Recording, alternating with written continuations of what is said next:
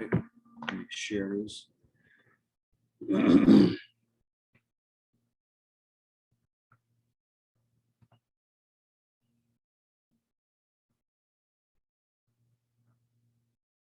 All right, so we talked quite a bit about substitution, the SN2 substitution the other day. So today we're going to look at the SN1, go through the same information with that. So let me cut this out.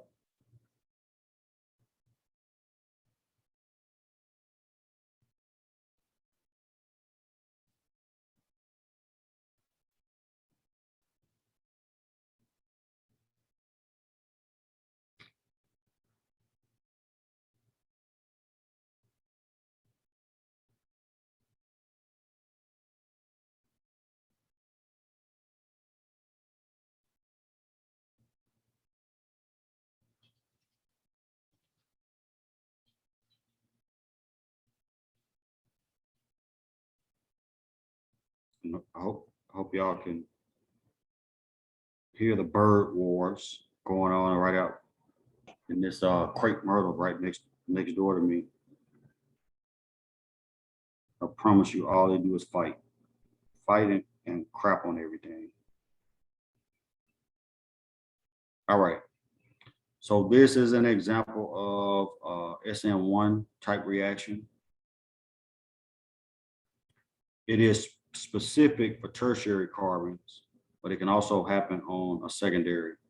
Normally the way you distinguish this is by looking at the solvent and the substrate, right? If it's a tertiary substrate, there's no question that it's going to be SN1, right? So we're going to talk about a mechanism for that and how it works. So first, let's just let's go through the mechanism because that'll help us put the arrows in.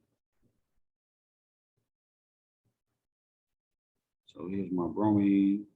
This is my leaving group.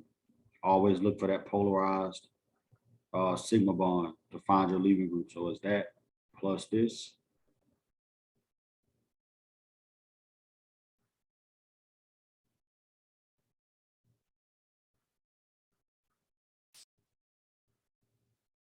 Right, and this is done in methanol, which is a protic solvent. Remember, all your alcohols are protic, acids are all protic, water is protic, right? So here with the SN1, it's actually not concerted, right? It's stepwise. It's actually a stepwise reaction, right? So the slow step is here, loss of leaving group. So this is my rate determinant step. Right, that's the step in the reaction that's going to determine how fast the reaction is, right? So when I do that, I'm going to end up with an intermediate carbocation. Right, so that carbon right here,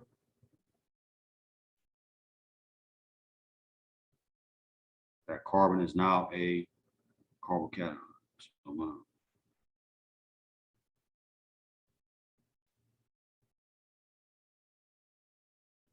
right, so this carbocation intermediate is a common intermediate for SN1 type reactions. What type of carbocation is that?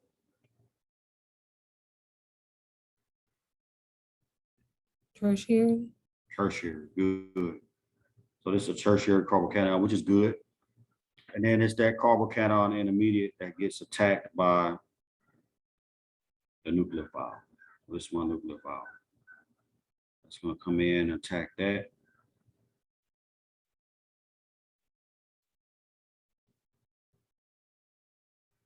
It would be that plus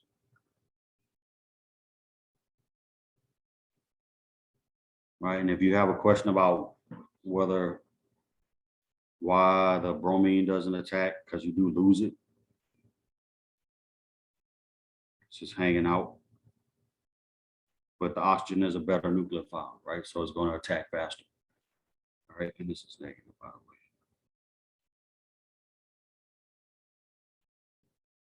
All right. So with that mechanism, we see a lot of things about this reaction, right? So for the fact that the rate determining step is unimolecular and doesn't involve the nucleophile, right? This is the rate determining step. It's the loss of leaving group.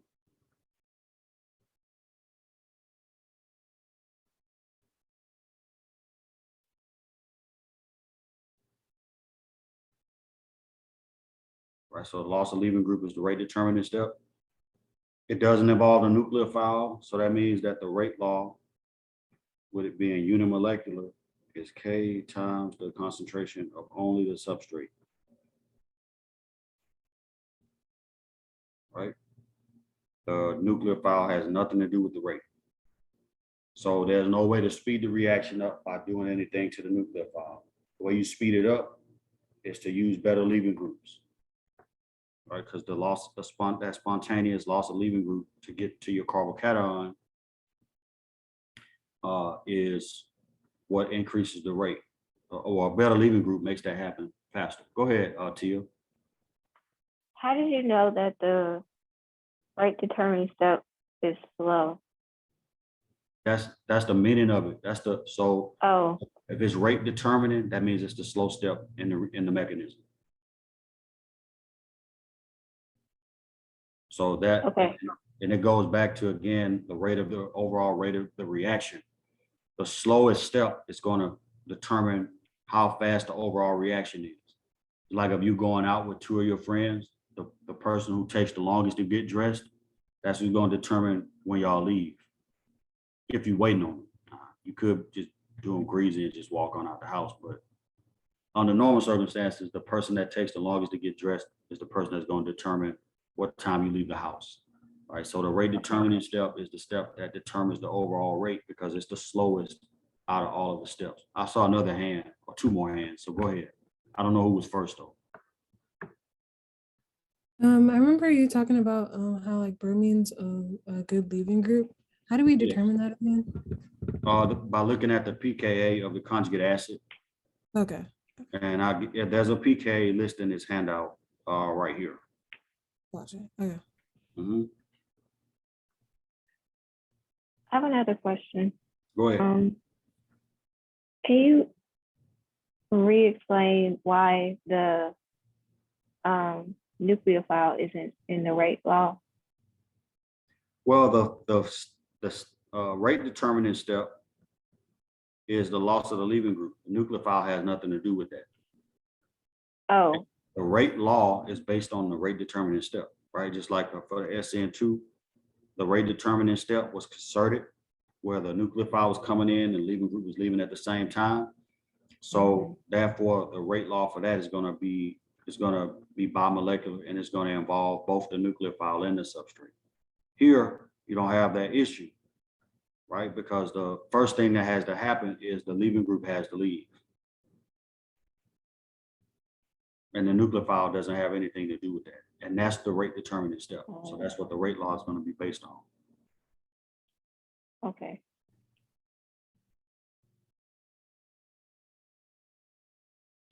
All right. So we want that substrate to be tertiary, because that's going to facilitate the rate, right? So tertiary substrates.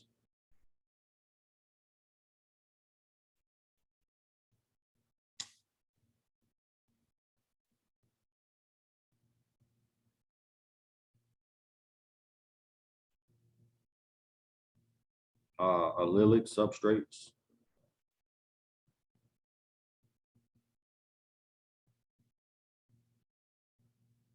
You can also do it on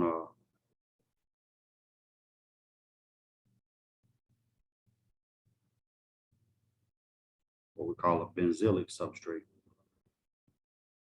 All of these will produce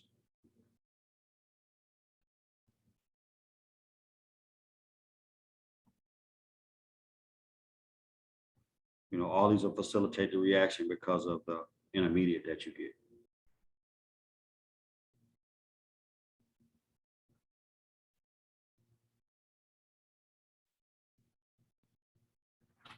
Interior garage door.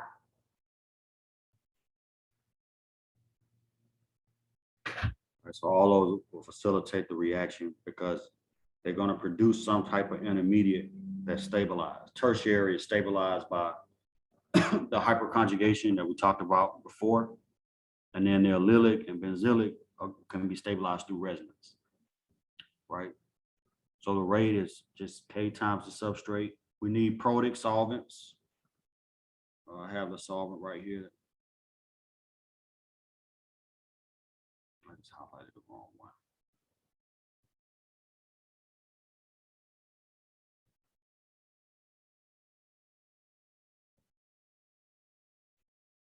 All right, protic solvents in this case are good. All right. And let's talk about why, because we talked about why protic solvents were bad for the SN2, right? But now let's talk about how protic solvents are good for the SN1, right? So when we think about the first step, which is the loss of leaving group, we're going to talk about the transition state for that step, which looks like this.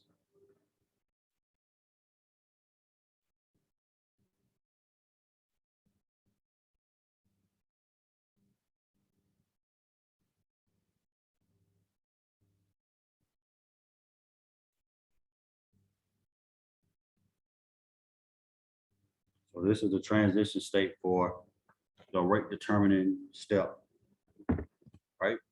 That's my, because that step is where the leaving group is being lost. And so there's just a partially broken bond between the carbon and the leaving group.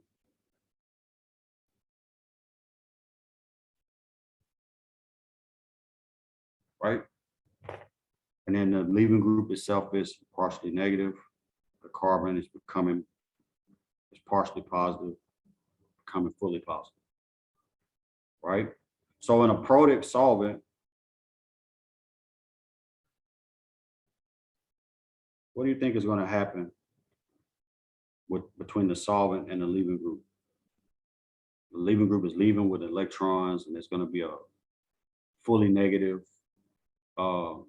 atom or functional group. What do you think is going to happen if it's in a protic solvent?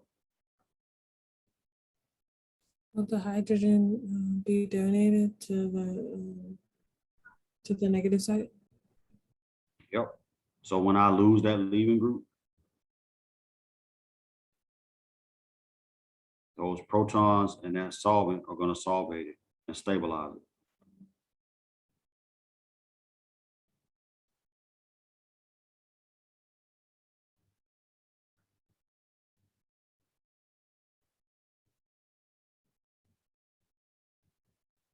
Right? They're going to solvate it and stabilize it. And that makes the leaving group even more apt to leave, especially if it's on a tertiary carbon that's going to give you a really stable carbocation, right? But this is the transition state for the loss of the leaving group.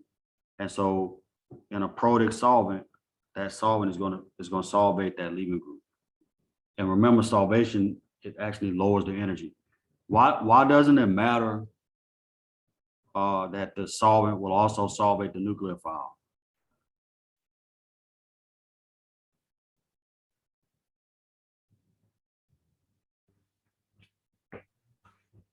Is it because the nucleophile is not involved in the Yeah. rate? Say that again.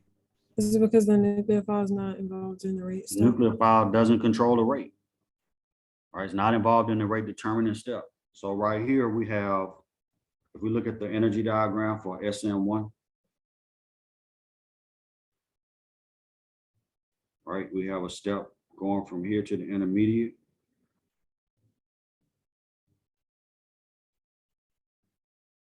Right, so from the substrate to the intermediate, and then from intermediate to product.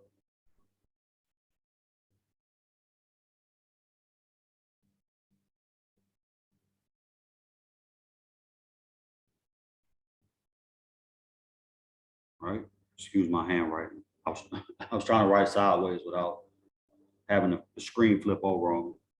But this is the energy diagram, and the nucleophile is not involved until the second step, right? This step.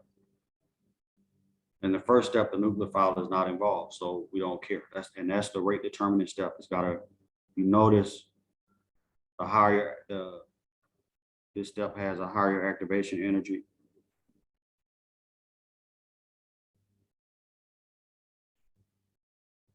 Than the second step, right? You see the activation energy here.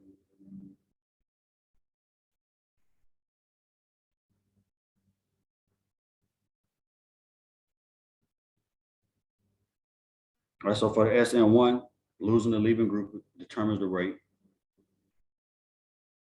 Right, it is a, you get a carbocation intermediate, which is common to this reaction. And then the nucleophile attacks that intermediate to give you your product. So up here, the product looks like this.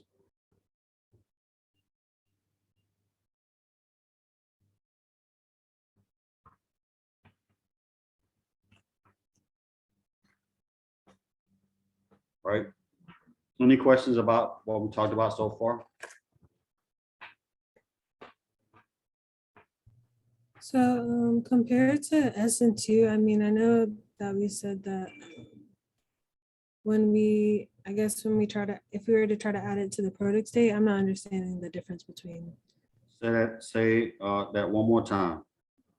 For SN1, I understand that it helps, but for like SN2, I don't understand how it inhibits, I guess.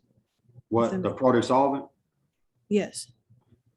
Well, it inhibits it because if you look at the energy of the nucleophile at the very beginning on that energy diagram, you see how it's the red curve is lower.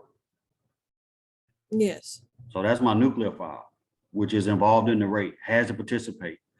If I drop that energy of that nucleophile, it's going to slow that reaction down because it's going to increase the activation energy. You see the difference in activation energy between the red and the purple?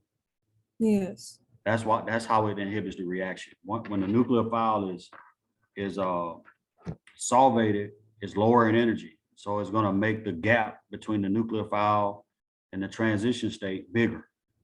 Okay, and that doesn't happen for SN1. It's just No. Okay. Right, it doesn't because the nucleophile is not involved in the rate determining step.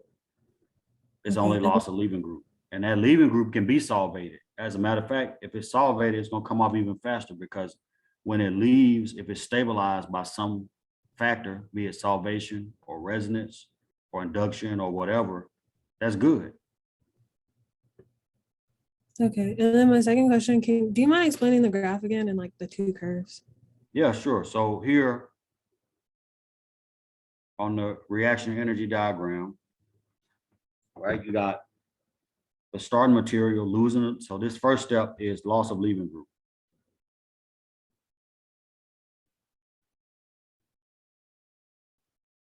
Right, because we said up front that the reaction was stepwise.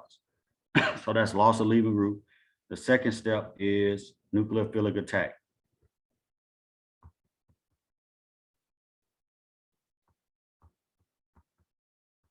On the intermediate, right? Because you're going to get that carbocation intermediate and that's sitting down in that well, and then it's going to get attacked by your nucleophile. So that's why it's two steps for the overall SN1 substitution.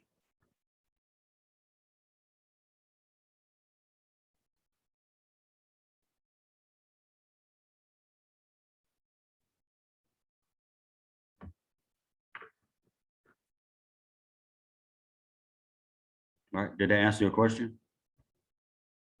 Yes, thank you. Mm-hmm.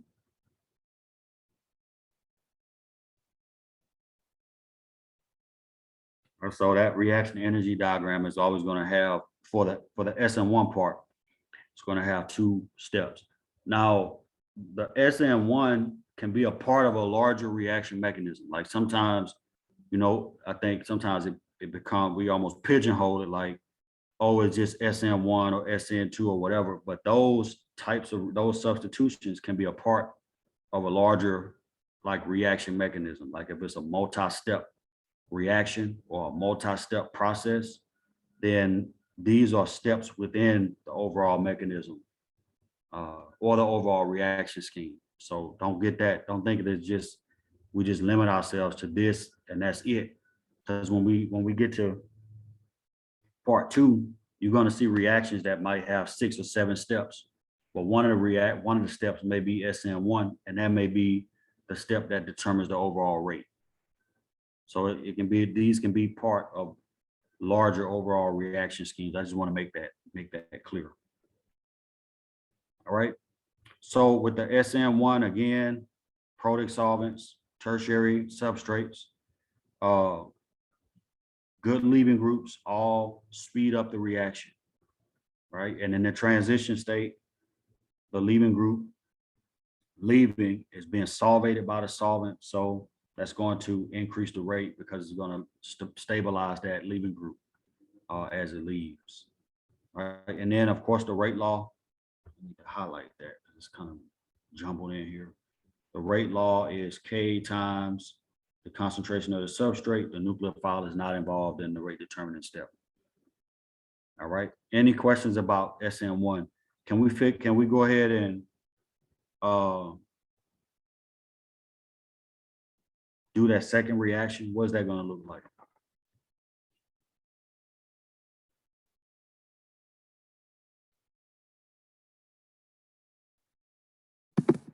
I guess the chlorine or chloride, whatever, is going to leave. Okay. And then that OCH, the oxygen, is going to, I guess, attack the, like, I guess that other, the carbon maybe. Yeah. And it'll attach. And so then, yeah, you'll have, looks like the top one, but just without one extra hydrogen attached. Yeah.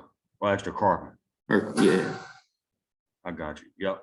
That's right. It's a substitution, right? And at the end of the day, if the arrows and all that stuff escape you, you can at least know that if this is my nucleophile and chlorine is my leaving group and a substitution, they're gonna swap places. Like that's the most basic, like fundamental rule of substitution. Leaving group and nucleophile swap places. All right. So even if the arrows escape you or you draw a blank on, if it's stepwise or concerted or whatever, you can at least be able to predict the products. All right. Thank you, Eli. Go ahead. Top equation, are we forgetting bromine or do we not have to write that? Man, I'll write it in just to keep track of it, but Okay. yeah. And I'll put my electrons back too. I just got lazy.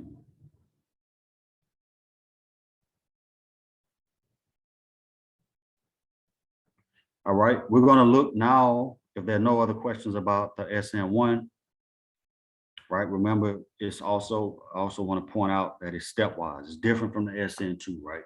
The SN2 does not go through an intermediate. It goes straight from starting materials to products. The SN1 goes through a carbocation intermediate. So you go from starting material to intermediate and then intermediate to product. All right, let's look at, start talking about elimination. I'm gonna take that. We're gonna take both, but I want to take the bottom example.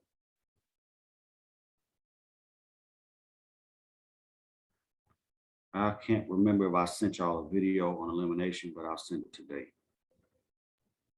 Because it has some information in it about bases, and there's a really fine line between what's a base and what's a nucleophile, like a very, very nuanced line.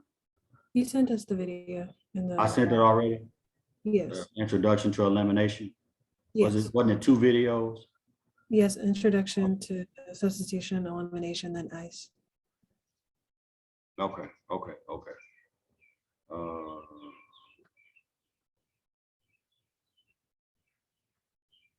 So now let me.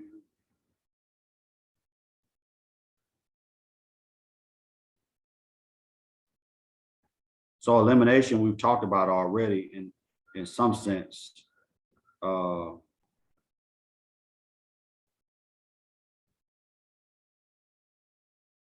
What's one thing we know about a reaction that's an elimination? What's going to be in the product? A double bond. Double bond, a pi bond, good. Right, so you're always going to have a pi bond in the product, right? It can be double or triple, but for the scope of this class, we're going to just be making double bonds. So one of the things about, so there are two types of elimination.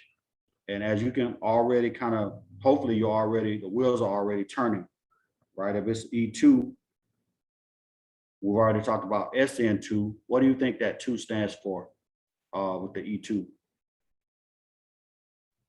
The substrate and the nucleophile and the rate law. Good, good. But in this case, it's not a nucleophile, it's a base, right? Because elimination, in order for elimination to happen, you need a base. If you use a nucleophile, it's just going to do substitution. But if you use a base, then you can do elimination. And we're going to talk about that. So this is a bimolecular process. Right? So in this case, the rate, and we're going to do this bottom example first. Right? So the rate here is K times the concentration of the substrate times the concentration of the base, right? Second order overall. Right, first order is substrate, first order in base. All right, and so with elimination, it prefers tertiary or secondary carbons, right? And that's on purpose, because when you do an elimination on an alkyl halide like we have here, the product that you get, you want it to be more substituted. So let's go through the mechanism first, and then we'll come back. We're going to talk about all the features of the E2 that we need to talk about. All right, so let me put the products in, and I'm going to show you. I'll put the products in over here, and then we're going to walk it down as far as how we got to the products. So this is one of my products. And the other product looks like this. Not like that.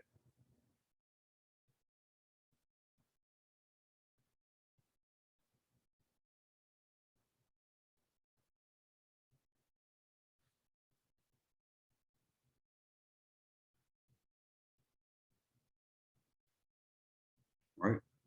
So I get 2 elimination products from this alkyl halide. Right. This is one of our functional groups that we learned earlier. It's alkyl halide. The halide comes from the fact that the iodine is here. We put some electrons around that. And then the alkyl part is the carbon chain. So it's an alkyl halide. These are great elimination substrates. All right. So this is my substrate. KOH is a base, very strong base. Potassium hydroxide looks like this, K plus OH minus. As a rule of thumb, anytime you see potassium, sodium, any metal connected to a non-metal, if it's not organometallic, it's a salt, right? There's no covalent bond, it's just an ionic bond between the two. So when you break up that ionic bond, that cation, potassium, is going to find another anion. Like when that OH finds something else to bond to, the potassium is going to wherever a negative charge is. And I'm saying that because in the product, as a side product, which is really just going to be junk, you're going to get some potassium iodide. All right. All right, so let's look at the mechanism, because this is also, since it's bimolecular, it's a 2-term rate law, right? It also shares another feature with the SN1, and that is concerted.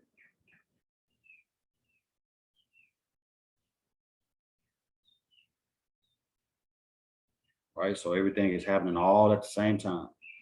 So with the E2 elimination, any elimination, when you're eliminating to form a pi bond between two carbons, right? What we're looking for, and I'm gonna show you on this molecule right here, I'm just gonna redraw it. We found our leaving group. This is the strategy for these E2 reactions. You're gonna find your leaving group, and then you look at the carbons next door to that leaving group and find what we call alpha hydrogens. So there's a hydrogen right here. It wasn't shown, but it's there because, and the reason we didn't show it is because it's a skeletal structure. So we don't show the hydrogens, right? So this is what we call an alpha hydrogen, right?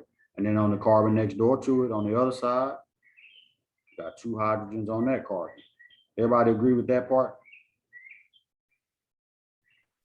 Yes. Yeah. And those are also alpha. Alpha just means that they're adjacent to where your leaving group is. So on this carbon, where the leaving group is, whatever's to the left of it and to the right of it, that's what we call alpha. So those are alpha sites, right? And the hydrogens are important because those are the hydrogens that are going to get removed, and the electrons from those bonds are going to be used to make my carbon-carbon pi bond. All right. So let me move this down so we can put in the base and show how this is going down.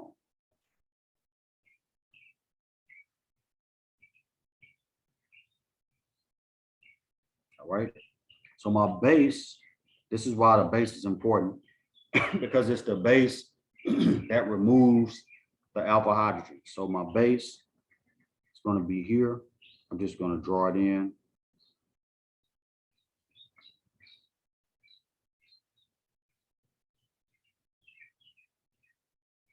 Right. So this is, again, it's all concerted. That was actually a question on your own question on the last homework that was similar to this. Right, so this pair of electrons is going to come here. Both of those are equally susceptible. I'm just taking that one. All right. So this is coming here like that. Boom. And then I'm losing iodine all at once. So this is concerted. Right. Are y'all following that? Right. And it's not doing both sides at the same time. It's going to do one side, then the other side. All right. So two separate reactions. So we're going to show this mechanism twice. All right. So from that, I'm going to get this product.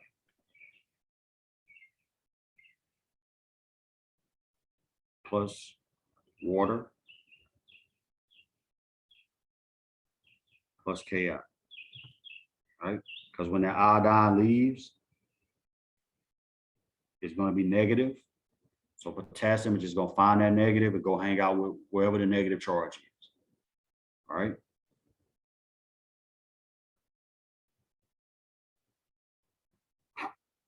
Questions about that part? Where did the water come from? See where the OH picked up H? So that's the same as HOH, right? Mm-hmm. Because over here, the base,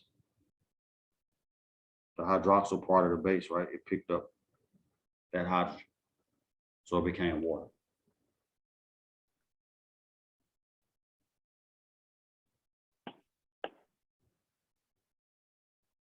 All right. Now let me see if I can steal this. Instead of putting it all in the same molecule, I'm going to actually rewrite it and not be lazy. Take this.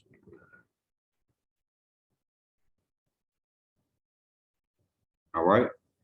Everybody okay so far? So the other elimination that happens is on the other side.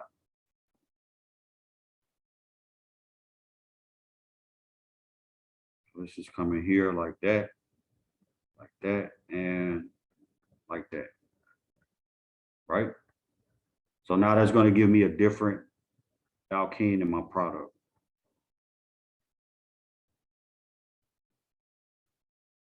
It's going to give me this.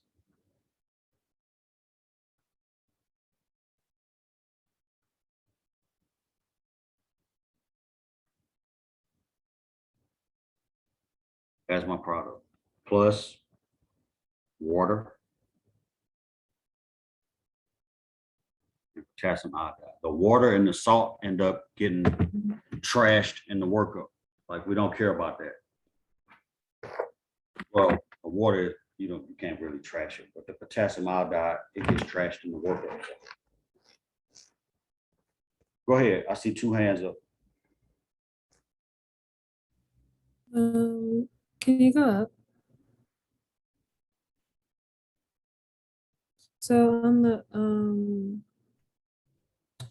top, so do we have to draw both, I guess, both reactions or both products? Yeah, because both of them are going to be formed. We're going to talk about which one is major and minor, because there will be a distribution. But you do have to show them both. If you got 2 alpha positions, you got to show both of them. But they don't happen on the same they don't happen on the same Molecule. molecule. Yeah, no. Think about, if I use 1 mole of that alpha halide, that's Avogadro's number of molecules per mole. Okay. Right, so it's a bunch. There are a bunch of those floating around, and there are plenty for the base to react with. That's a good question, though. Very good question. That was another hand up too. Go ahead if you have a question.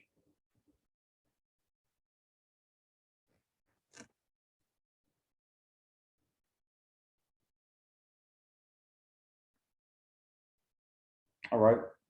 So now we got to talk about some stuff. There's a couple of things that we need to talk about. We need to talk about the product distribution, which is going to follow what we call, and before have we talked about product distribution before? Did we talk about that? The term?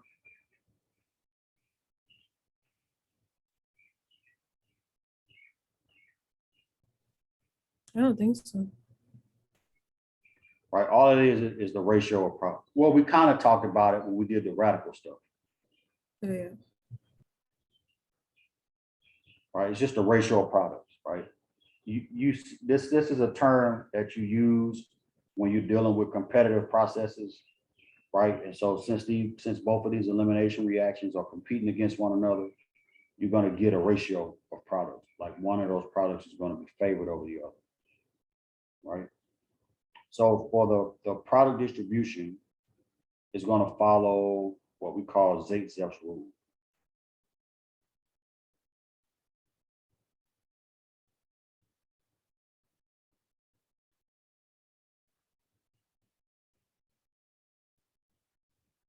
Right, and what Zaitse's rule states is that the more substituted alkene is going to be your major product. And let's talk about that.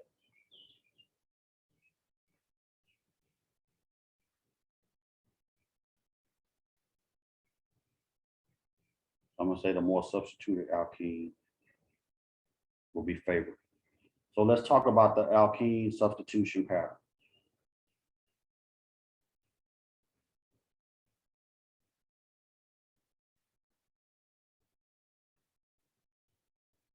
Right, so this is a unsubstituted alkene, all hydrogens.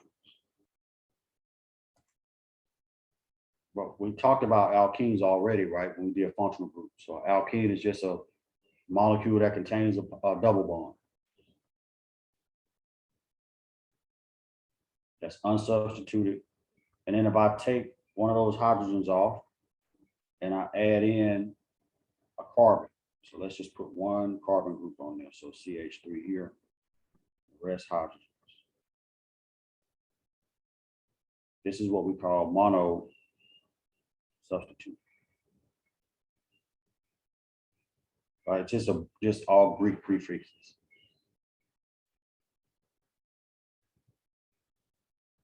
All right, if I put a, if I put a, put 2 carbons attached,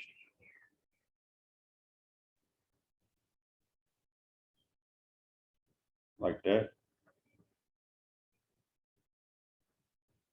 then this is what we call disubstituted.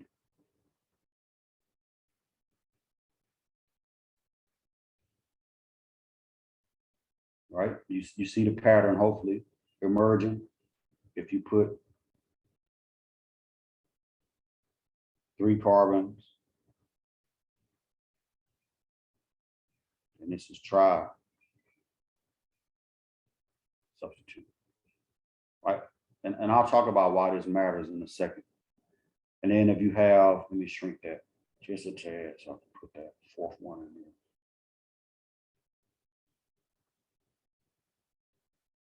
If you have a fully substituted alkene with all carbon bonds to it,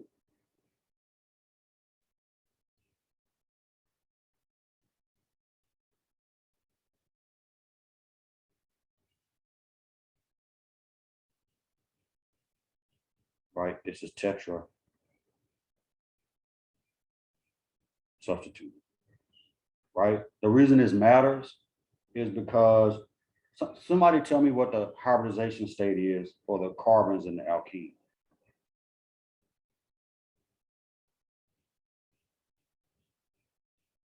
Anybody remember what the hybridization state is?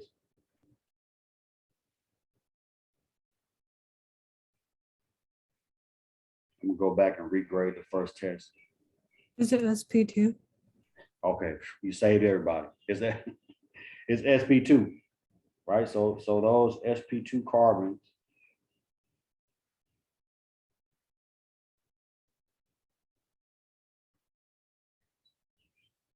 so that the alkene is going to contain sp2 carbons, right? Do y'all remember what the connection is between the the hybridization state and the electronegativity? Anybody remember the connection between those? Are you talking about the S character? So sp2 carbon is going to be a little bit more electronegative than a sp3, right? And a sp is more electronegative than a sp2. So those sp2 carbons have increased electronegativity because of the hybridization state. So with that, when that electronegativity goes up, so does the desire for electrons. So when you put, as you put more groups around those sp2 carbons, you're creating these kind of like micro dipoles that help stabilize those sp2 carbons. So it's like here, here, same thing.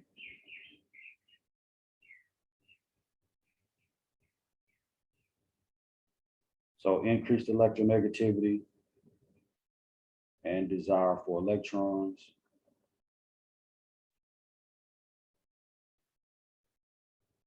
So the more groups that surround those sp2 carbons,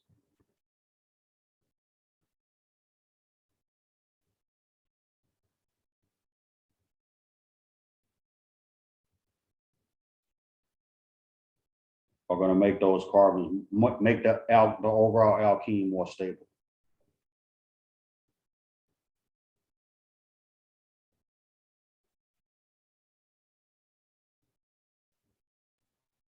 I thought it decreased, like for SP2, I thought it was like 33%, and then like SP3 it was 25. Yeah. Okay. So sp3 is 25%, sp2 is 33, and sp is 50. So but that's the S character is going up because you're taking a P away every time you go from sp3 to sp2 to sp. You're taking away 1 P, but by doing that, you're making the S more prevalent. Does that make sense? Like every time there's less P, even though you're not increasing S by adding it to it, but when you take a P away from sp3, then although the S hasn't changed, the percentage increases because it's a third now instead of 1/4. Are you following that? Yes, so Yeah. then why are you saying more groups around the carbon will Yeah, increase? around, so let me, more groups around the sp2 carbons. Let me say that, because their electronegativity is increased, so they want more electrons. So the more groups you put around it, the more electron rich you make the environment around it, the more stable those carbons are going to be. All right, can you see right here? Right, these are the sp2 carbons that are here, and those little micro dipoles are moving in that direction because of their electronegativity. Over here, you got less carbons, right? Not a lot less, but less. Here and here, right? So you take away one of those electron-rich groups, so it's going to be a little bit less stable than the one that's tetrasubstituted. And then here, you're taking away another group. So this is going to be a little less stable than the trisubstituted.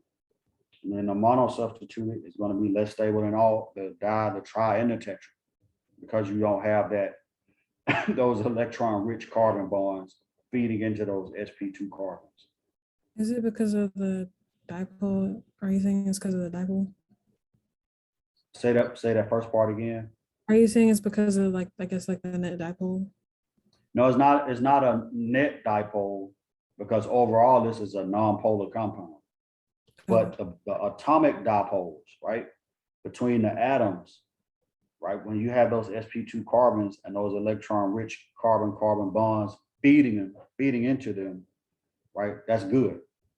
Because if that atom is more electronegative, that means it wants more electrons. And so those, it's not resonance, is more like induction, right? You have your sp2 carbons, they are more electronegative, and so they're going to cause a little induction in the carbon-carbon bonds, which is going to increase their stability, right? But as you take away the electron richness of those carbon-carbon bonds, you can see the stability is going to go down, right? So the tetrasubstituted alkene is the most stable, and then the unsubstituted is the least stable out of all of your alkenes.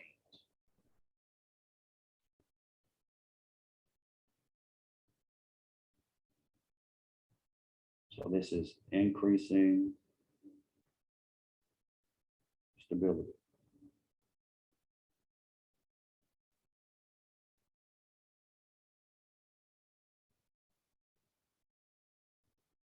In that direction, right? So I've got a minute, or really 4 minutes over. But if we go back up here, we can see that this alkene that we made is tri-substituted,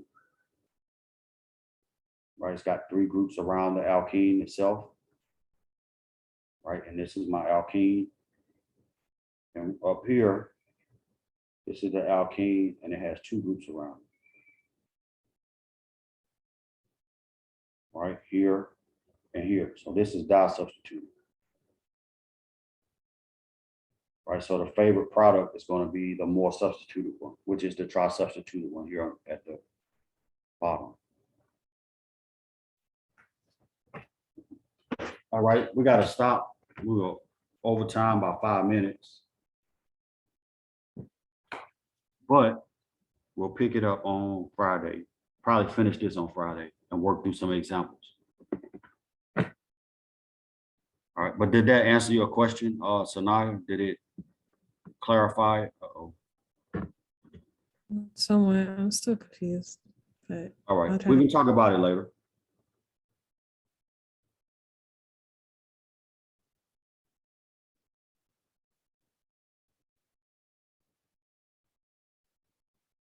All right, any other questions about anything?